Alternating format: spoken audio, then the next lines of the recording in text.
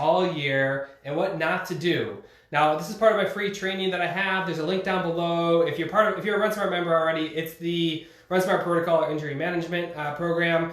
But if you're not a part of RunSmart, I definitely check out this training down below. You can sign up for free, check it out, and it'll teach you how to run injury-free year after year. So let's talk about what most runners do, and this is what gives you long-term damage. It interrupts your training. It makes it really tough to train and be consistent. So let's say you're running along and you get to a point where you have an ouch. You have something that hurts. Now this is typically the point where runners can either go the long route or the short route to healing. Typically they choose the wrong route. So what do?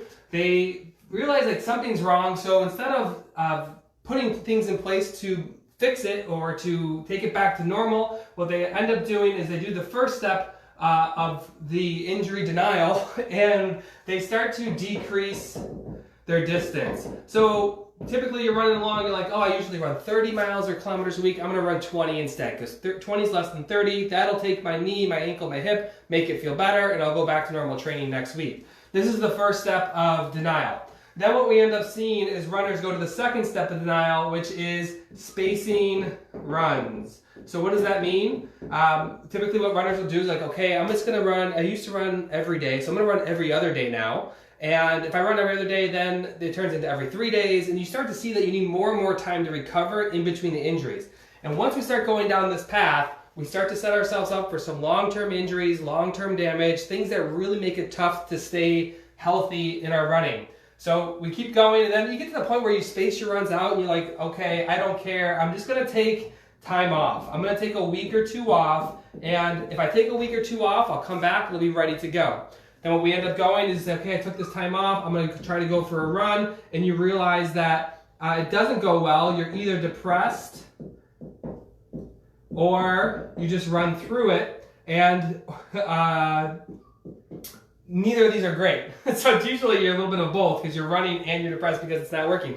But there's an easier way to do this. You can actually, at this first step, when you start to you know how to recognize injury early, you can quickly turn it around so that you can train and run consistently all year, year after year. And that's what the training's about down below. So be sure to check that out if you haven't before.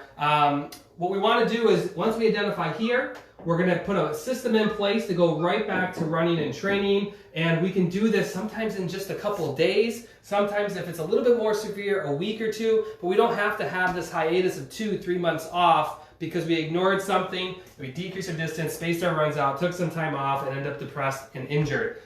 If you want to learn the step-by-step pieces inside of here to take your injury early on and get it back to running very quickly and fast, sign up down below, free training. It's a webinar I just shot and re-recorded. I think you're going to like it. And I guarantee, even if you just watch it, it's going to help you at some point in the next 12 months. Guaranteed.